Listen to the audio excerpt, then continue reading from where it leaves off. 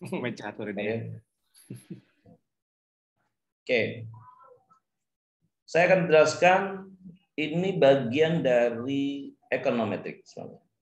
Kenapa? Karena linear structural relationship atau LSTREL ini merupakan covariance structure analysis, latent variable score, confirmatory factor analysis, structure equation model ya. Kemudian covariance structure artinya begini, SEM ini sebenarnya berdasarkan dia itu didasarkan pada data kovarian. Dengan dia sendiri sebenarnya sudah mencakup analisis kovarian matrik ANOVA dan MANOVA, sehingga kalau misalkan kadang-kadang teman-teman kalau pakai SEM, secara simultan pengaruhnya bukan nggak perlu lagi seharusnya, karena lihat aja di modelnya sudah kelihatan. Jadi kadang-kadang saya perhatikan teman-teman entah itu S2 atau S3 pertama di Pakuan sering melakukan hipotesis, misalnya pengaruh motivasi terhadap kinerja, misalnya. Pengaruh misalkan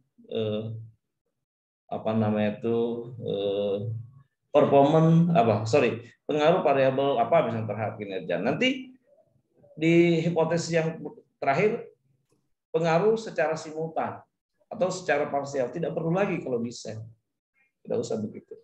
Kemudian kenapa ada ANOVA, analisa varian di SEM ada yang menguraikan keragaman total berdasarkan komponen-komponen keragamannya, melakukan pengujian keberhasilan sumber keragaman, kemudian LSTREL menguraikan keberagaman atau kovarian dan data menurut komponen-komponen yang dibentuk berdasarkan pola hubungan linear antar variabel bebas dan tak bebas, yang tentu mengikuti pola teori tertentu.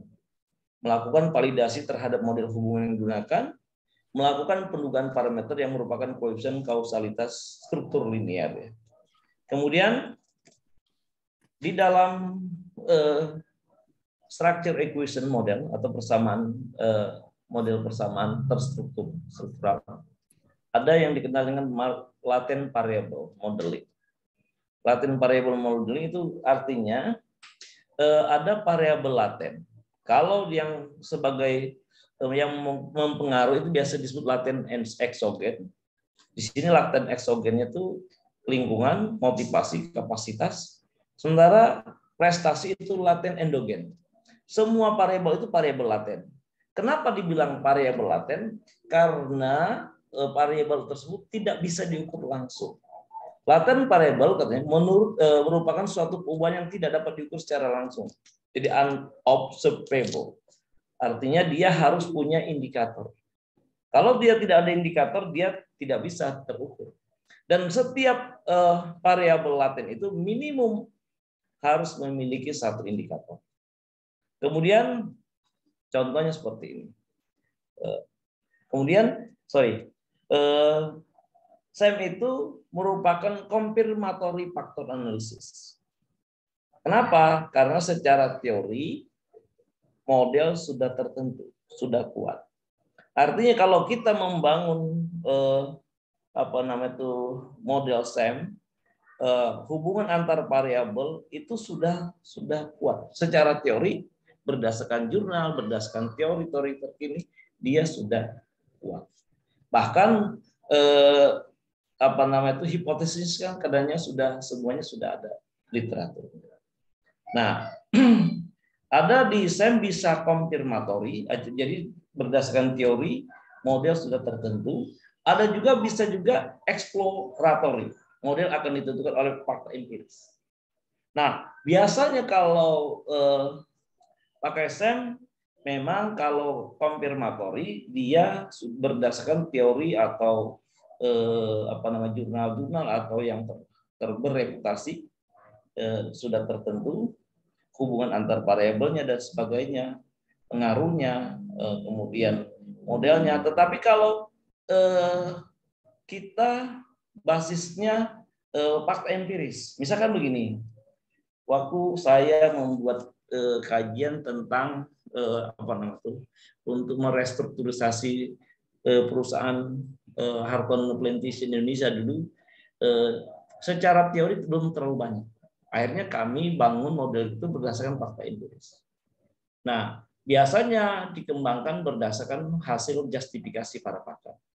Bisa juga waktu ada pengembangan model Gen Y di apa namanya itu di Bank Niaga, ada disertasi seorang doktor dulu tentang model Gen Y di perbankan di Indonesia. Itu teorinya kebetulan belum terlalu banyak waktu itu, sekitar 6-7 tahun lalu.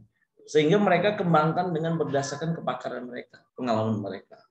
Nah, itu bersifat eksploratory. Nah, keuntungannya kalau